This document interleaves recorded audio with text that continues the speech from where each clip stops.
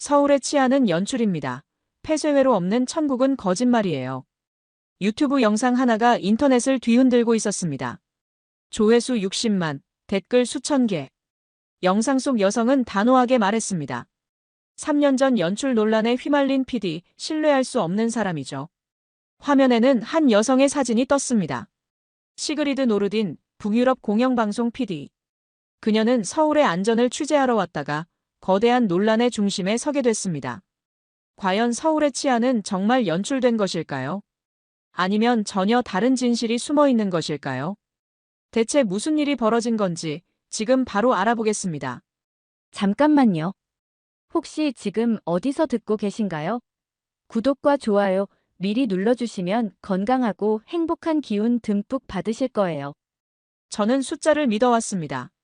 사람은 거짓말을 하지만 데이터는 하지 않는다고 배웠죠. 15년간 그렇게 살아왔어요. 스톡홀름 본사 회의실. 창밖으로 보이는 11월의 하늘은 낮 4시인데도 이미 어두웠습니다. 북유럽의 겨울은 그래요. 오후 3시면 해가 기울고 4시면 밤처럼 어두워지죠. 해가 지평선 아래로 내려앉으면 도시 전체가 회색빛에 잠깁니다. 회의실 안은 따뜻했지만 제 손끝은 차가웠습니다. 모니터 앞에 앉아 있었어요. 화면에는 영상이 재생되고 있었죠. 서울, 청계천, 밤 11시. 여성 한 명이 혼자 달리고 있었습니다. 검은색 레깅스에 회색 바람막이, 이어폰을 낀 채였어요. 주변엔 사람이 드물었죠. 석재 바닥 위로 그녀의 운동화가 규칙적으로 닿았습니다. 가로등은 낮게 깔려 있었어요. 노란빛이 석재 바닥을 부드럽게 비추고 있었습니다. 물소리가 작게 들렸죠.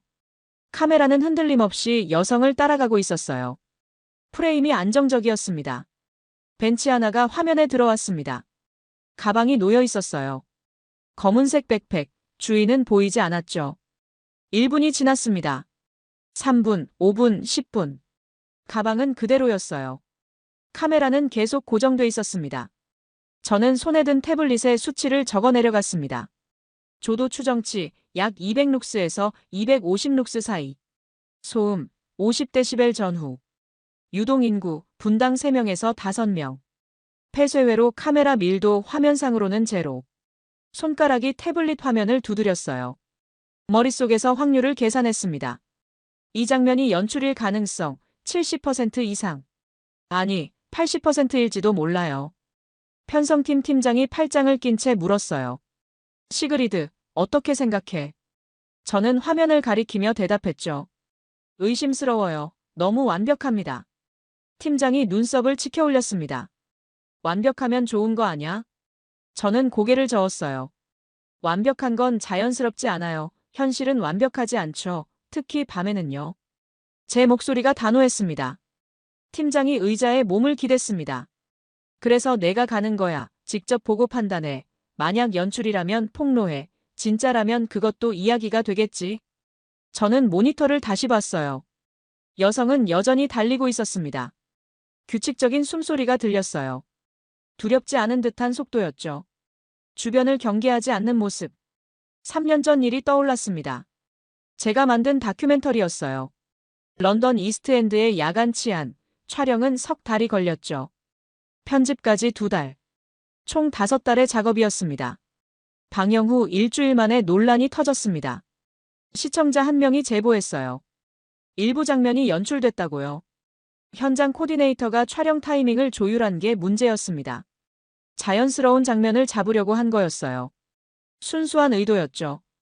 하지만 결과는 달랐습니다. 조작이라는 딱지가 붙었어요. 저는 해명했습니다. 기자회견도 열었죠. 하지만 소용없었어요. 사람들은 믿지 않았습니다. 한번 새겨진 의심은 지워지지 않았죠. 댓글이 쏟아졌어요. 거짓말쟁이, 사기꾼, 다큐가 아니라 드라마네. PD가 아니라 사기꾼. 밤마다 그 댓글들을 읽었습니다. 잠을 잘 수 없었어요.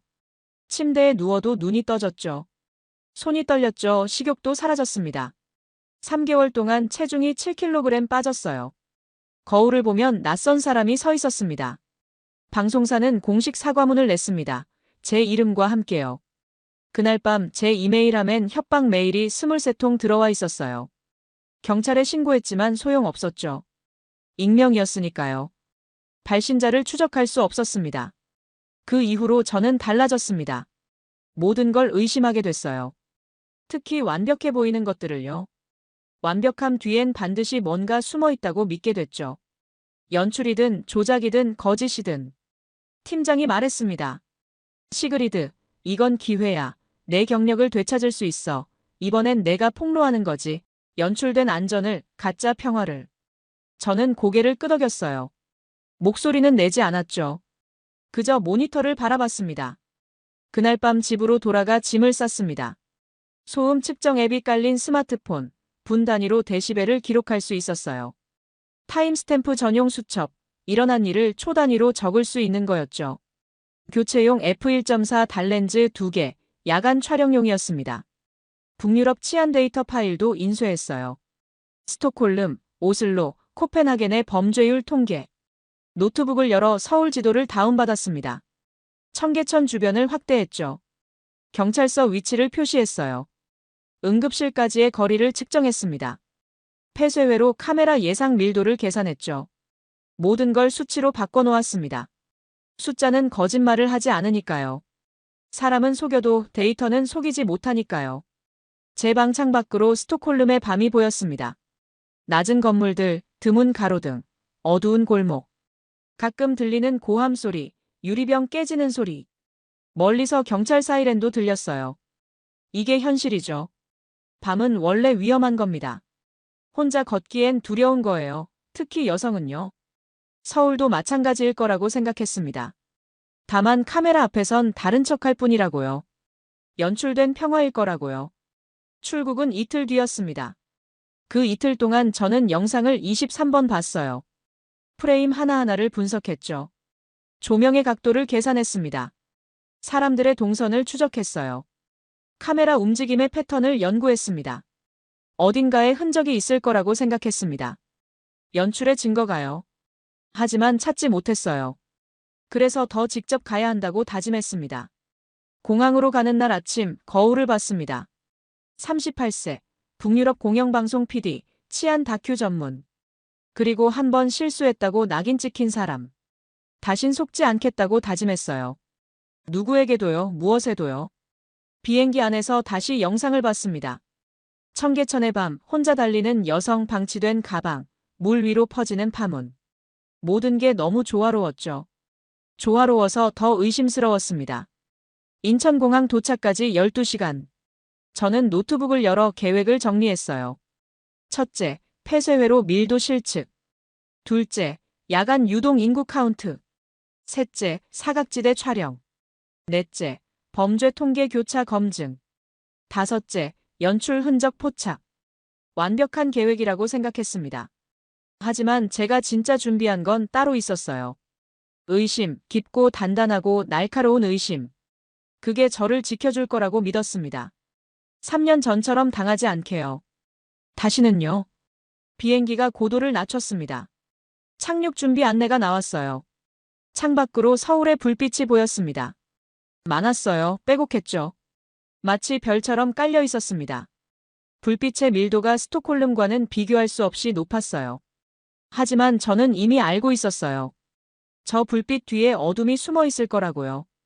제가 찾아낼 어둠, 제가 폭로할 거짓. 손에 든 수첩을 폈습니다. 첫 페이지에 적었죠. 숫자는 거짓말을 하지 않는다. 사람은 속여도 데이터는 속이지 못한다. 내일부터 나는 진실을 찾는다. 인천공항은 조용했습니다. 아니, 조용하다는 표현이 정확하지 않을 수도 있어요. 사람은 많았으니까요. 수백 명이 움직이고 있었죠. 캐리어 바퀴 굴러가는 소리, 발걸음 소리, 안내방송. 하지만 시끄럽지 않았습니다. 제 소음 측정 앱을 켰어요. 62데시벨. 스톡홀름 중앙역보다 낮았습니다. 놀라웠어요. 입국 심사줄이 길었어요.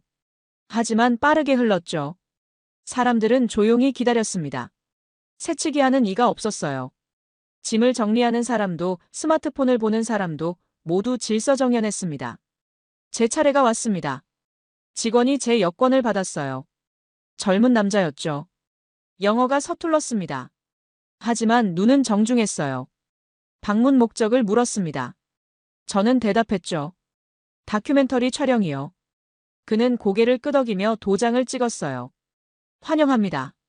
발음은 어눌했지만 진심은 느껴졌죠. 미소도 있었어요. 수화물을 찾아 나왔습니다. 공항 로비를 가로질러 택시 승강장으로 향했어요. 택시를 탔어요. 기사는 목적지를 듣고 출발했습니다. 말이 없었죠. 라디오도 크지 않았어요. 뉴스가 흘러나왔지만 음량은 낮았습니다. 창밖으로 고속도로가 지나갔습니다. 차들이 많았지만 질서정연했어요. 차선을 지켰죠. 경적 소리가 거의 들리지 않았습니다. 스톡홀름이었다면 벌써 몇 번은 들렸을 소리인데요. 호텔에 도착했어요. 체크인은 3분이 걸렸습니다. 직원은 한국어로 먼저 말하다가 제가 알아듣지 못하자 영어로 바꿨어요. 발음은 완벽하지 않았지만 친절했습니다. 방 열쇠를 건네며 엘리베이터 방향을 손으로 가리켰죠. 미소도 지었어요. 짐을 풀고 시계를 봤습니다. 오후 6시. 아직 밝았어요. 창밖으로 서울의 오후가 보였습니다. 높은 빌딩들, 많은 차량, 걷는 사람들. 밤 10시까지 기다렸습니다. 청계천으로 나갔죠. 택시를 다시 탔어요. 기사는 목적지를 듣고 고개를 끄덕였습니다. 이번에도 말이 없었죠. 하지만 불친절한 느낌은 아니었어요. 그저 조용했습니다. 필요한 말만 하는 사람 같았어요. 청계천에 도착했어요. 물소리가 들렸습니다. 철썩 작게. 가로등이 낮게 깔려 있었어요. 노란빛이 석재 바닥을 부드럽게 비추고 있었죠. 그림자가 길게 늘어져 있었습니다. 사람들이 걷고 있었습니다. 혼자 걷는 이도 있었고 둘이 걷는 이도 있었어요. 나이든 부부도 보였죠. 손을 잡고 천천히 걸었습니다. 서로에게 뭔가 말하고 있었어요. 저는 소음 측정 앱을 다시 켰어요. 55데시벨.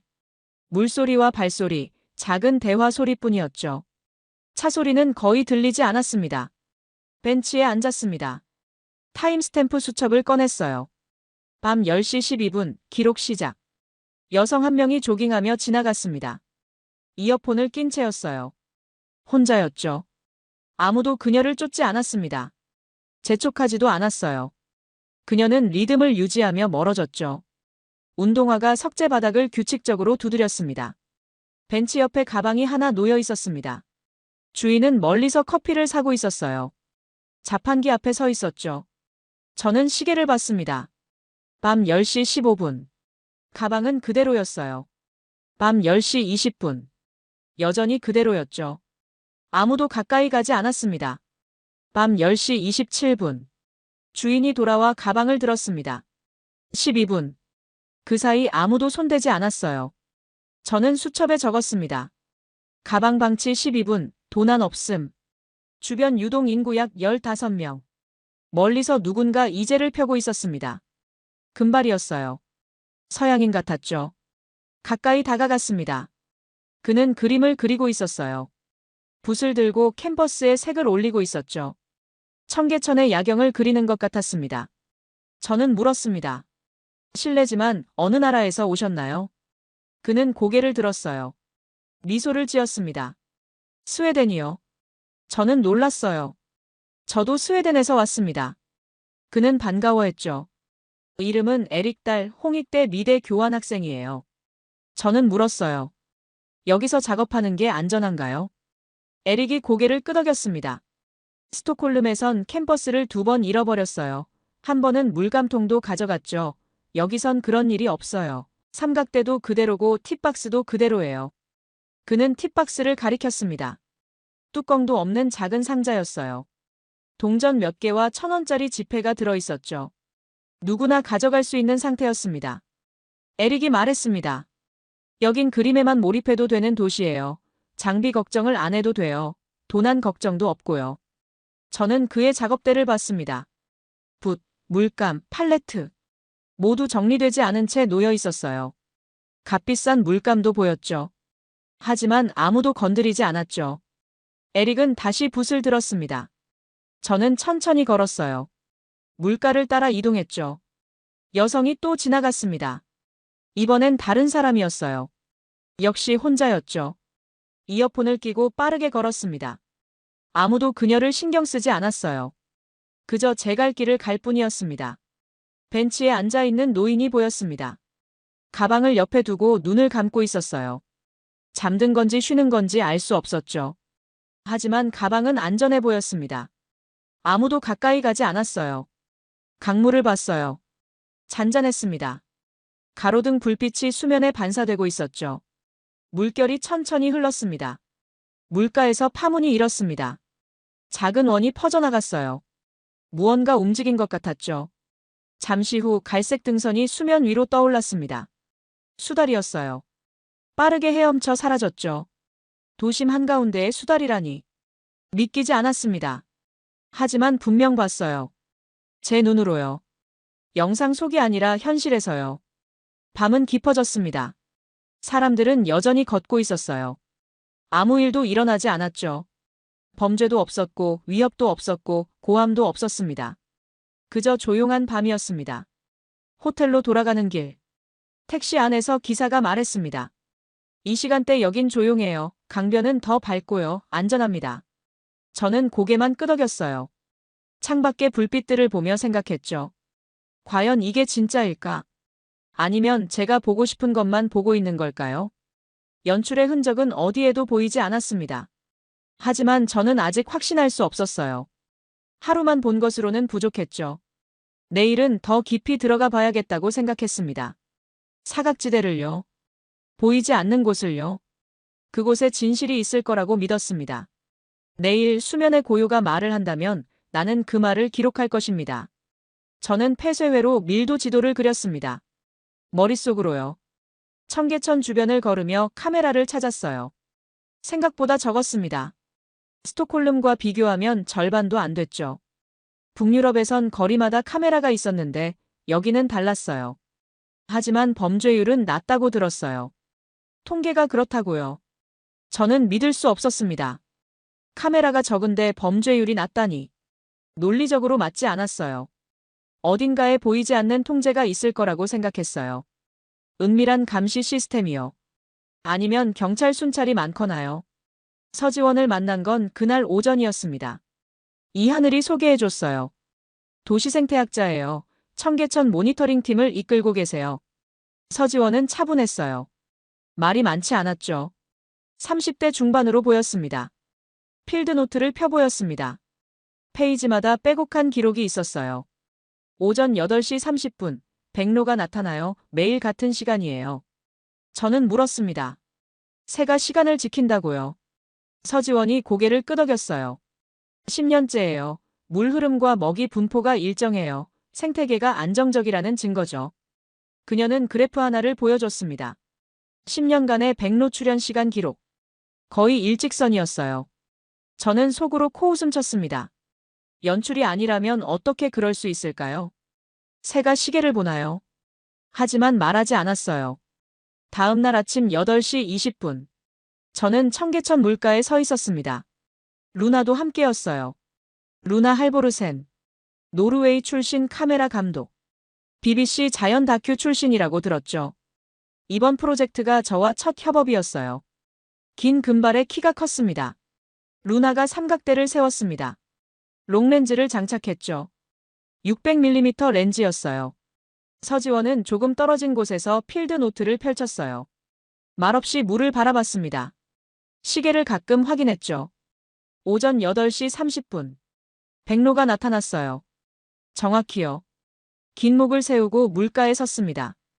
흰깃이 아침 햇살에 반짝였죠. 물가를 따라 천천히 걸었습니다.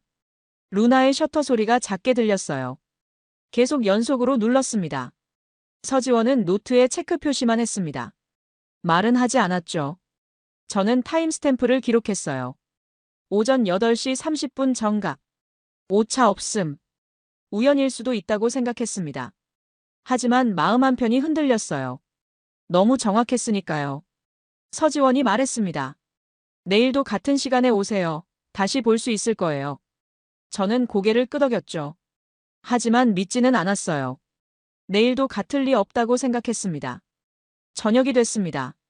밤 8시에 다시 청계천으로 나갔어요. 루나가 장비를 챙겼습니다. 로우라이트 렌즈였죠. 어둠 속에서도 촬영할 수 있는 거였어요. F1.2 렌즈였습니다. 사람들이 걷고 있었습니다. 많지는 않았지만 꾸준히 지나갔죠. 저녁 산책하는 사람들 같았어요. 루나가 카메라를 들었어요. 한참을 기다렸습니다. 움직이지 않았죠. 숨소리도 낮췄어요. 마치 조각상처럼 고정돼 있었습니다. 그러다 갑자기 속삭였습니다. 지금 숨 멈춰요. 저는 숨을 참았어요. 물결이 바뀌었습니다. 수면에 작은 원이 퍼졌죠. 잔물결이 가로등 불빛을 흔들었어요. 갈색 등선이 물 위로 떠올랐습니다. 수달이었어요. 코를 내밀고 주변을 살폈죠. 작은 눈이 반짝였습니다. 그러고는 다시 물속으로 사라졌습니다. 짧은 순간이었어요. 3초, 아니 5초 정도. 루나는 카메라를 내렸습니다. 표정은 여전히 차분했어요. 만족스러워 보였죠. 저는 물었습니다. 어떻게 알았나요? 루나가 대답했죠. 물이 말해줘요. 수면의 변화, 물결의 각도, 자연은 거짓말을 하지 않아요. 저는 이해할 수 없었어요. 하지만 그 순간이 진짜였다는 건 알았습니다. 연출할 수 없는 장면이었죠. 수달이 카메라를 의식하지 않았으니까요. 호텔로 돌아왔어요. 노트북을 열었습니다. 지난 이틀간의 기록을 정리했죠. 소음 측정값, 타임스탬프, 목격 사항들. 모든 게 일관됐어요.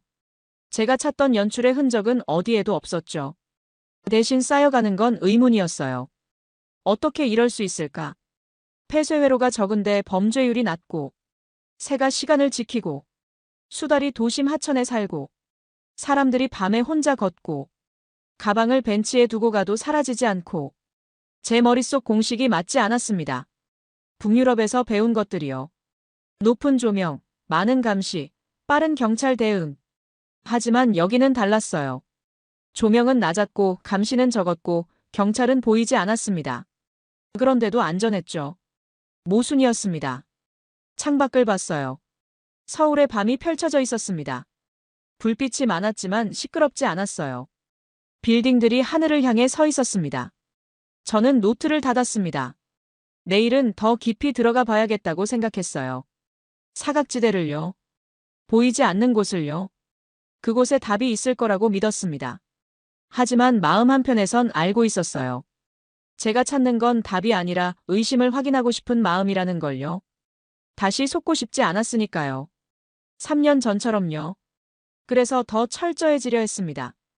더 냉정해지려 했죠. 숫자만 믿으려 했어요. 감정은 배제하려 했습니다. 숫자가 말했습니다. 이 도시는 다르다. 나는 아직 그 말을 믿지 않습니다. 답은 사각지대에 있을 것입니다. 아니면 내가 만든 벽에요. 촬영 3일째 밤이었습니다. 청계천 인근. 야간 장면을 잡고 있었어요. 루나가 바디캠을 들고 물가를 촬영하고 있었죠. 저는 옆에서 소음을 측정했습니다. 이 하늘은 조금 떨어진 곳에서 다음 동선을 확인하고 있었어요. 촬영 스케줄표를 들고 있었죠. 밤 10시 40분. 루나가 갑자기 카메라를 내렸습니다. 얼굴이 창백했어요. 식은땀이 이마에 맺혀 있었죠. 한 손으로 배를 감싸 쥐었습니다. 다른 손은 벤치를 붙잡고 있었어요. 저는 다가갔어요. 루나, 괜찮아요. 루나가 고개를 저었습니다. 배가 너무 아파요. 목소리가 떨렸어요. 숨을 헐떡였습니다. 이 하늘이 빠르게 달려왔습니다. 루나의 얼굴을 보더니 즉시 전화를 꺼냈죠. 119요. 침착한 목소리였어요. 전화가 연결됐습니다. 위치를 설명했습니다. 청계천 광교 부근 여성 36세, 급성 복통, 안색 창백, 식은땀. 정확하고 빠른 설명이었어요. 통화는 40초 만에 끝났어요. 3분 안에 온대요. 이 하늘이 말했습니다. 저는 시계를 봤어요. 밤 10시 43분 20초. 루나가 벤치에 앉았습니다. 숨을 몰아쉬었죠. 손이 떨렸어요. 입술에서 색이 빠져나가고 있었습니다. 저는 루나의 어깨를 잡았습니다. 괜찮을 거예요. 곧 와요. 루나가 고개를 끄덕였어요. 하지만 얼굴은 점점 더 하얘졌습니다. 고통스러워 보였죠. 2분 52초 후. 사이렌 소리가 들렸어요. 멀리서요. 점점 가까워졌습니다. 흰색 구급차가 다가왔어요. 청계천로를 따라 빠르게 달려왔죠. 멈춰섰죠. 문이 열렸습니다. 2명의 구급대원이 내렸어요.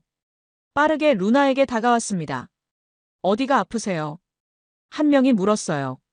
루나가 배를 가리켰습니다. 오른쪽 아랫배였어요. 대원이 손을 얹고 눌러봤어요. 여기요, 여기. 루나가 신음했습니다. 얼굴이 일그러졌어요.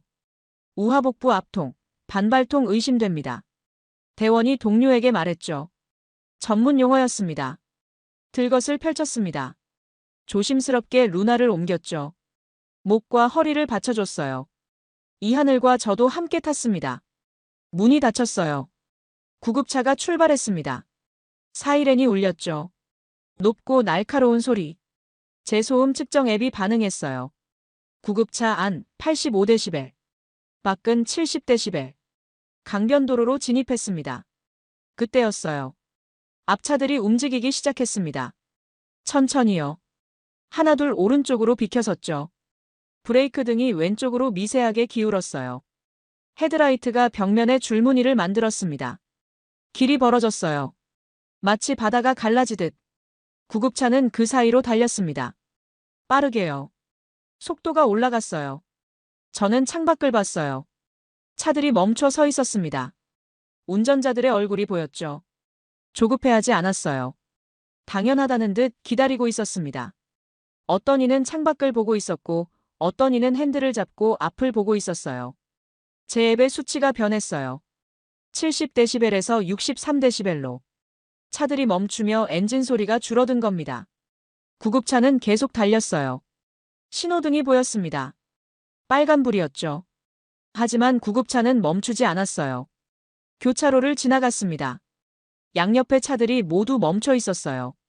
초록불이었는데도요. 사이렌을 듣고 먼저 멈춘 겁니다. 누가 지시하지 않았는데도요.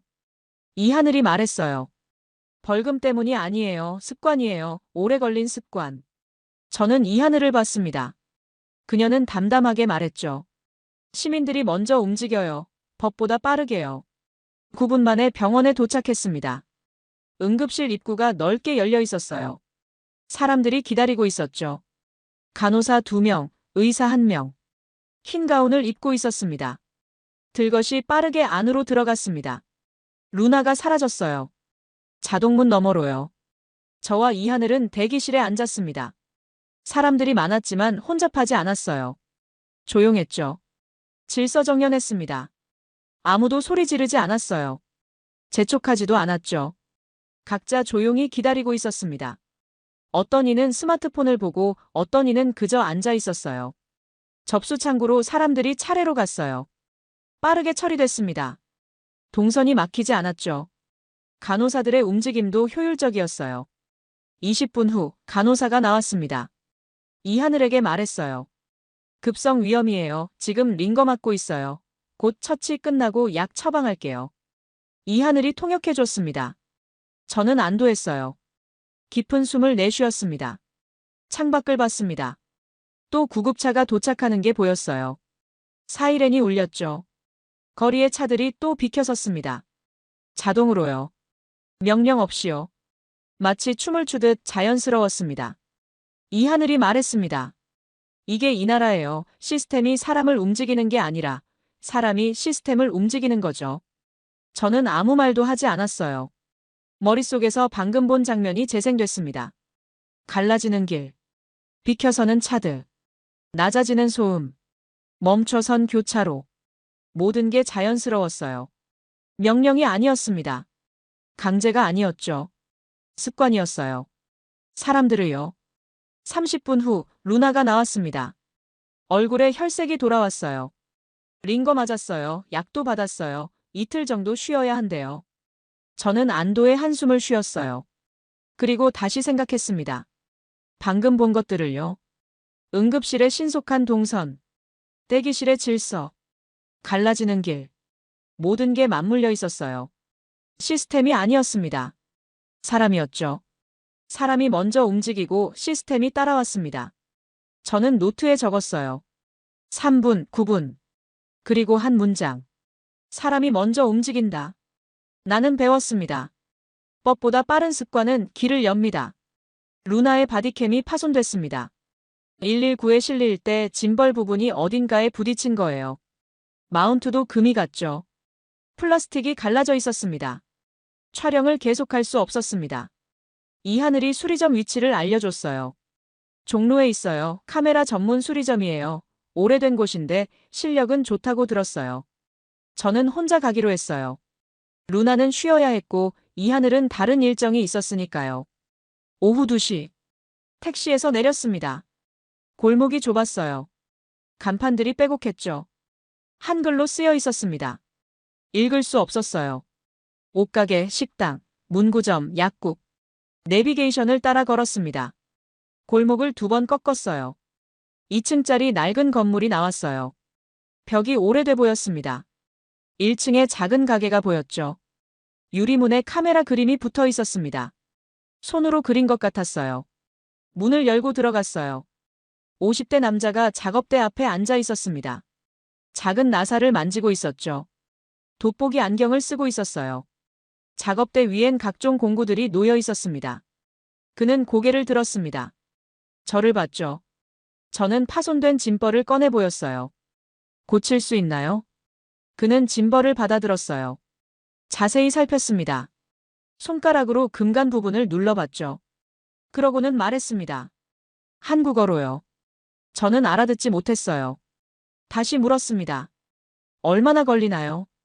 그는 손짓을 했어요. 손가락 하나를 펴 보였습니다. 하루인가 1시간인가. 확실하지 않았어요. 그는 뭔가 더 말하려다 멈췄습니다. 영어가 서툰 것 같았죠. 입을 열었다 닫았어요. 표정이 난처해 보였습니다. 미안한 듯 했어요. 저는 답답했어요. 공항에선 영어가 통했습니다. 병원에서도요. 하지만 여기선 막혔죠. 완벽하다고 생각했던 도시였습니다. 하지만 여기엔 벽이 있었어요. 언어라는요. 그는 다시 짐벌을 살폈습니다. 천천히 분해하기 시작했어요. 작은 나사를 풀었죠. 드라이버를 정확하게 사용했습니다. 내부를 확인했습니다. 고개를 끄덕였어요. 그러고는 손짓으로 내일 오라는 듯한 제스처를 했습니다. 저는 물었어요. 내일 몇 시예요? 그는 시계를 가리켰습니다. 지금과 같은 시간인 것 같았어요.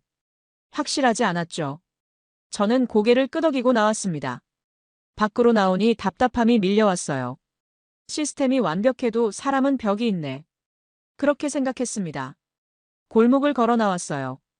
호텔로 돌아왔어요. 노트북을 열었습니다. 이메일이 와 있었어요. 본사에서요. 진행 상황을 묻는 내용이었죠.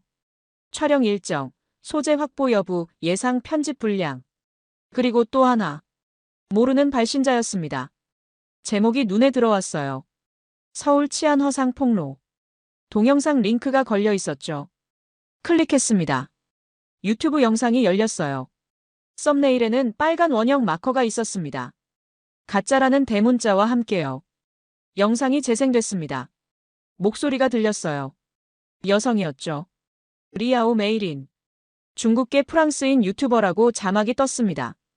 채널 구독자 120만. 그녀는 말했어요. 서울의 치안은 연출입니다. 폐쇄회로 없는 천국은 거짓말이에요. 목소리가 단정적이었어요. 화면에는 야간 범죄 영상이 흘렀습니다. 흑백 필터가 씌워져 있었어요. 간판의 글자는 흐릿했죠. 하지만 분위기는 불안했습니다. 폭력적인 장면도 있었어요. 누군가 쫓기고 있었습니다. 메이리는 계속 말했습니다. 동아시아의 기준은 정해져 있습니다. 주변부는 중심을 모방할 뿐이에요. 한국도 예외가 아니죠. 목소리가 단정적이었어요. 권위적이었죠. 그녀는 제 이름도 언급했습니다. 시그리드 노르딘, 3년 전 연출 논란에 휘말린 PD, 신뢰할 수 없는 사람이죠. 화면에는 제 사진까지 떴습니다. 당시 기사 캡처였죠. 제 얼굴이 크게 나왔어요. 저는 영상을 멈췄어요. 손이 떨렸습니다.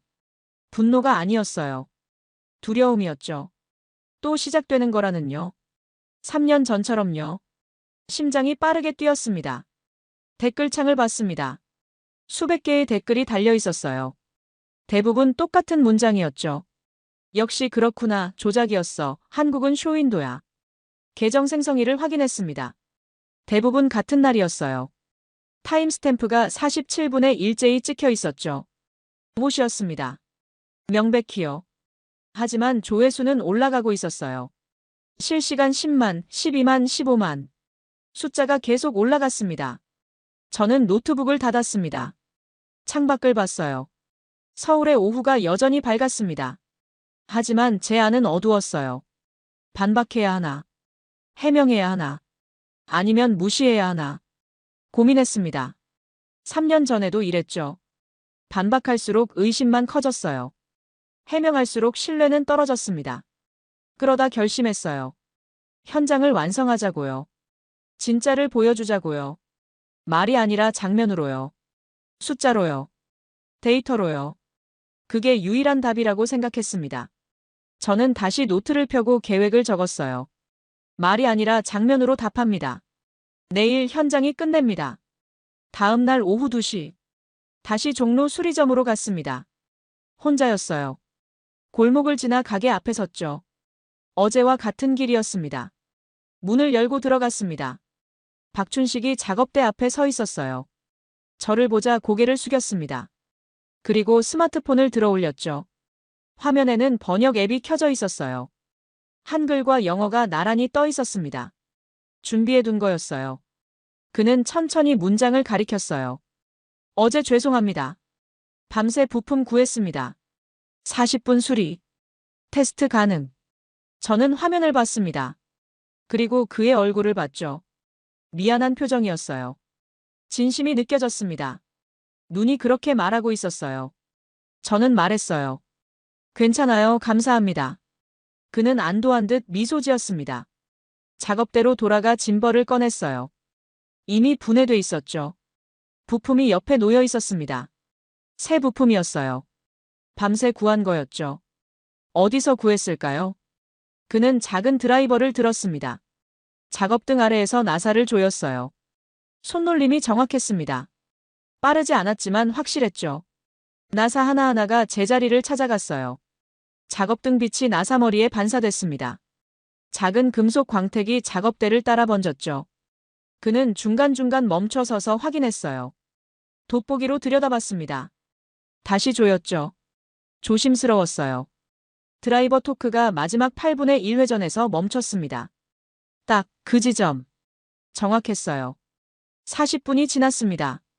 그는 짐벌을 다시 조립했어요. 마운트를 결합했습니다. 천천히 돌려봤죠. 부드럽게 움직였어요. 소리가 나지 않았습니다. 그는 스마트폰을 다시 들었습니다. 번역 앱에 타이핑했어요. 수리 완료. 테스트 하시겠습니까? 저는 고개를 끄덕였습니다. 그는 짐벌을 건넸어요. 저는 받아서 돌려봤습니다. 매끄러웠죠. 떨림이 없었어요. 완벽했습니다. 어제보다 더 좋았어요. 비용을 물었어요. 그는 다시 번역 앱에 적었습니다. 3만 원. 저는 놀랐어요. 스톡홀름이었다면 10배는 나왔을 겁니다. 부품값만 해도 그보다 비쌌을 거예요. 지갑을 꺼냈죠. 돈을 건넸어요. 그는 받으며 고개를 숙였습니다. 감사합니다. 라고 화면에 떴어요. 저도 고개를 숙였습니다. 감사합니다. 정말요. 밖으로 나왔어요. 손에 든 짐벌이 따뜻했습니다. 어젯밤의 답답함이 사라졌죠. 오해가 배려로 돌아왔습니다. 불완전한 영어 대신 완전한 진심을 받았어요. 골목을 걸어 나오며 생각했습니다. 벽이 있어도 진심은 통한다고요. 오후 4시. 강민석을 만났습니다. 종로서 경정이라고 했어요. 20년 경력의 베테랑. 이하늘이 소개해줬죠. 작은 카페에서 만났어요. 강민석은 키가 크고 말이 적었습니다. 목소리는 낮았어요. 제복을 입고 있었습니다. 저는 물었습니다. 이 도시의 치안이 정말 안전한가요? 그는 잠시 침묵했어요. 커피 잔을 들었다 내려놓았습니다. 그러고는 말했습니다. 안전은 숫자가 아닙니다. 사람입니다. 저는 고개를 갸우뚱했죠. 그는 계속 말했어요. 거짓은 소리 지르지만 진심은 남습니다. 짧은 문장이었어요. 하지만 무게가 있었죠. 그는 두 박 쉬고 다시 말했습니다. 이 도시의 안전은 법이 만든 게 아닙니다. 시민이 만든 겁니다. 오래 걸린 습관으로요. 저는 아무 말도 하지 못했어요. 그의 눈을 봤습니다. 확신에 차 있었어요. 강민석은 명함을 건넸습니다. 필요하면 연락하세요. 그리고 떠났죠. 커피값도 내고 갔어요. 저는 명함을 들고 앉아 있었습니다. 거짓은 소리 지르지만 진심은 남는다. 그 문장이 머릿속에 남았어요. 계속 울렸습니다. 호텔로 돌아왔습니다. 노트북을 열었죠. 메일인의 영상을 다시 봤어요. 조회수는 25만을 넘어서고 있었습니다. 댓글은 더 늘었죠. 하지만 저는 더 이상 두렵지 않았어요. 방금 본 것들이 떠올랐습니다. 번역 앱을 켜고 기다린 박춘식. 밤새 구한 부품. 작업등 아래 작은 나사. 그리고 강민석의 한 문장. 거짓은 소리를 지르죠. 크고 요란하게요. 하지만 진심은 조용히 남습니다. 쌓이고 쌓여서요. 저는 노트에 적었습니다. 내일은 마지막 촬영. 청계천, 새벽. 서지원의 생태 루틴과 루나의 로우라이트. 그리고 제 의심의 끝. 창밖을 봤어요. 서울의 저녁이 밝았습니다. 불빛이 따뜻했죠. 저는 처음으로 생각했습니다. 어쩌면 제가 틀렸을지도 모른다고요. 완벽함이 연출이 아니라 습관일 수도 있다고요. 사람들의 습관이요. 거짓은 크다. 진심은 남는다. 내일 프레임이 증명합니다. 촬영 마지막 날이었습니다. 새벽 8시. 청계천 물가. 루나가 돌아왔어요. 얼굴에 혈색이 돌아왔죠. 회복한 것 같았습니다. 삼각대를 세웠습니다. 롱렌즈를 장착했어요. 600mm 렌즈였죠. 서지원도 와 있었습니다. 필드노트를 펼쳤죠. 저는 타임스탬프 수첩을 꺼냈어요. 오전 8시 25분. 물가는 고요했습니다. 가로등이 아직 꺼지지 않았어요. 새벽빛과 섞였죠. 하늘이 밝아지고 있었습니다. 서지원이 속삭였습니다. 5분 후요. 루나가 카메라 앞에 섰어요. 숨을 낮췄습니다. 움직이지 않았죠. 조각상처럼 고정돼 있었습니다. 오전 8시 30분. 백로가 나타났습니다. 정확히요. 긴 목을 세우고 물가에 섰죠. 흰깃이 새벽빛에 반짝였습니다. 물가를 천천히 걸었어요. 루나의 셔터가 작게 울렸어요. 계속 연속으로요. 그때였습니다. 수면이 흔들렸어요. 작은 원이 퍼졌죠. 갈색 등선이 떠올랐습니다. 수달이었어요. 백로와 수달이 같은 프레임 안에 있었습니다. 둘은 서로를 신경 쓰지 않았어요. 백로는 물가를 바라봤고 수달은 수면을 헤엄쳤죠. 방해하지 않았습니다. 공존했어요. 자연스럽게요. 루나가 속삭였습니다. 지금 숨 멈춰요. 저는 숨을 참았어요. 셔터 소리가 연속으로 들렸습니다. 백로의 목선이 S자를 그렸어요. 수달의 등선이 물결을 탔죠. 두 선이 프레임 안에서 교차했습니다. 연출할 수 없는 장면이었어요. 계획할 수 없는 순간이었죠. 저는 카메라를 잠시 내렸습니다. 눈으로 봤어요. 맨눈으로요. 그 순간이 진짜라는 걸 알았습니다. 숫자가 사람을 설명하는 게 아니었어요. 사람이 숫자를 움직였고 그 뒤를 자연이 따라왔습니다. 10년간 축적된 습관. 그게 이 장면을 만들었어요. 호텔로 돌아왔어요. 노트북을 열었습니다. 메일인의 새 영상이 올라와 있었어요. 제목이 눈에 들어왔죠. 서울, 가짜 하천의 밤, 폐쇄회로 없는 천국의 진실. 클릭했습니다. 영상이 재생됐어요. 메일인의 목소리가 들렸습니다. 오늘은 결정적 증거를 보여드리겠습니다. 자신감 넘치는 목소리였어요. 화면에는 야간 하천 영상이 흘렀어요. 폭력 장면이 있었습니다. 흑백 필터가 씌워져 있었죠. 간판 글자 일부가 블러 처리돼 있었어요.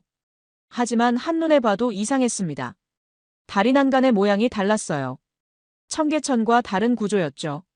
메일인은 말했습니다. 서울 지도 위에 빨간 핀을 꽂았어요. 여기서 일어난 일입니다. 하지만 뭔가 어색했어요. 핀의 위치가 애매했죠. 댓글창이 또 봇으로 가득 찼습니다. 똑같은 문장들. 역시 조작이야. 동양은 질서가 곧 통제지. 한국은 쇼윈도일 뿐이야. 조회수가 올라갔어요. 50만, 60만. 빠르게 증가하고 있었습니다. 저는 영상을 멈췄습니다. 캡처했어요. 확대했죠. 다리 난간의 볼트를 봤습니다. 간격이 달랐어요. 청계천 표준 난간 볼트 간격 120mm. 영상 속 볼트 간격 100mm. 명백히 다른 구조였습니다. 간판 글자도 이상했습니다. 한글이 아니었어요. 간체자 일부가 보였죠. 프레임 우측 하단에 문진, 약품이라는 글자가 미세하게 노출돼 있었습니다. 중국어였어요. 저는 서지원에게 전화했습니다. 사진을 보냈어요.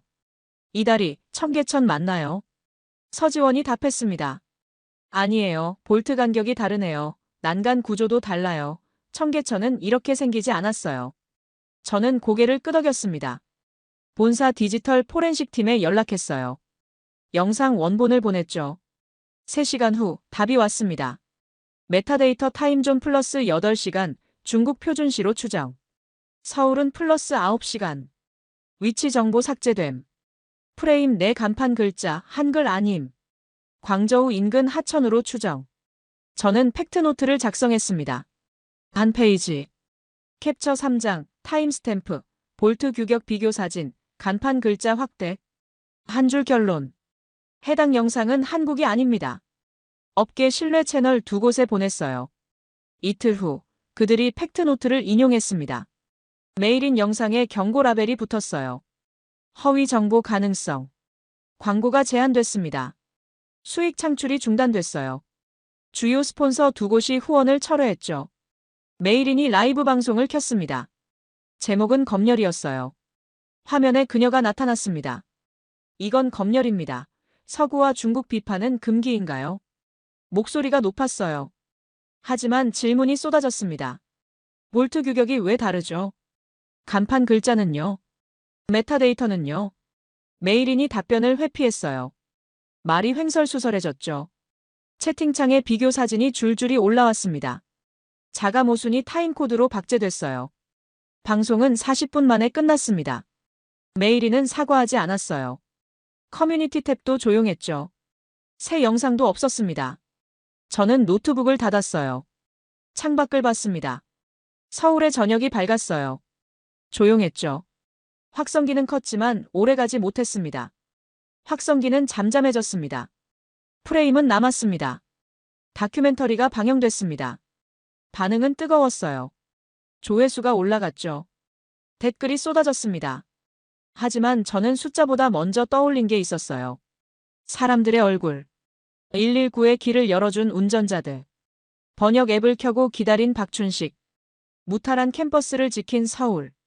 묵묵히 체크만 하던 서지원. 그리고 강민석의 한 문장. 거짓은 소리 지르지만 진심은 남습니다. 본사에서 연락이 왔어요. 팀장이었죠. 잘했어, 시그리드. 내 경력이 돌아왔어. 저는 고개를 끄덕였습니다. 하지만 마음은 복잡했어요. 경력을 되찾은 게 중요한 게 아니었습니다. 제가 찾은 건 다른 거였죠. 의심 너머의 진실. 완벽함이 연출이 아니라 습관이라는 것. 사람들의 습관이요. 스톡홀름으로 돌아왔습니다. 11월의 하늘은 여전히 어두웠어요. 오후 3시인데 밤 같았죠. 거리엔 사람이 적었습니다. 편집실에 앉아 영상을 다시 봤습니다. 청계천의 밤. 갈라지는 길. 작업등 아래 작은 나사. 백로와 수달이 공존하는 프레임. 모든 게 담겨 있었어요. 연출 없이요. 메일인의 채널은 조용했습니다. 새 영상이 없었어요. 구독자 수가 줄었죠. 12만 명이 떠났습니다. 스폰서는 돌아오지 않았어요. 스폰서 2곳 복원 없음, 사주 경과. 댓글창엔 질문만 남았죠. 사과는 언제 하나요? 왜 거짓말했나요? 메일인은 답하지 않았습니다. 몇 주 후, 다른 유튜버가 메일인의 과거 영상들을 분석했어요. 패턴이 드러났죠. 재편집, 메타데이터 삭제, 자막 조작. 여러 영상이 비슷한 방식으로 만들어졌었습니다. 메일인의 신뢰는 무너졌습니다. 조용히요. 확성기는 크지만 오래가지 못했어요. 진심은 작지만 남았죠. 저는 새 프로젝트를 시작했습니다. 이번엔 베를린이었어요. 야간 치안 다큐. 하지만 접근 방식이 달랐습니다. 의심으로 시작하지 않았어요. 관찰로 시작했죠. 숫자로 판단하기 전에 사람을 봤습니다. 습관을 봤어요. 시스템 뒤에 사람들을요. 3개월 후 서지원에게서 이메일이 왔습니다. 사진이 첨부돼 있었어요. 청계천 백로였죠. 여전히 오전 8시 30분에 나타나요. 10년 하루같이요. 수달도 건강해요.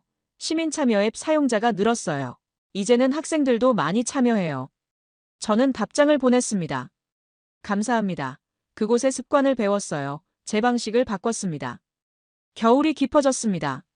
스톡홀름의 밤은 여전히 길었어요. 하지만 제 안은 밝았습니다. 3년 전의 상처가 아물었어요. 완전히는 아니지만 조금씩요. 제가 배운 건 이거였습니다. 완벽함을 의심하지 말고 불완전함을 받아들이라는 것. 언어가 막혀도 진심은 통한다는 것.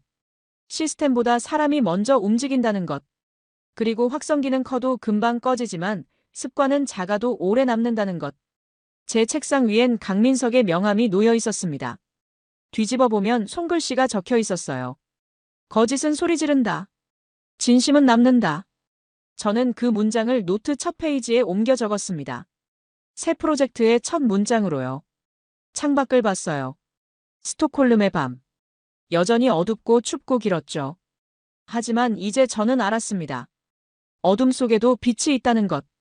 그리고 그 빛은 확성기가 아니라 습관에서 온다는 것. 사람들의 작은 습관에서요.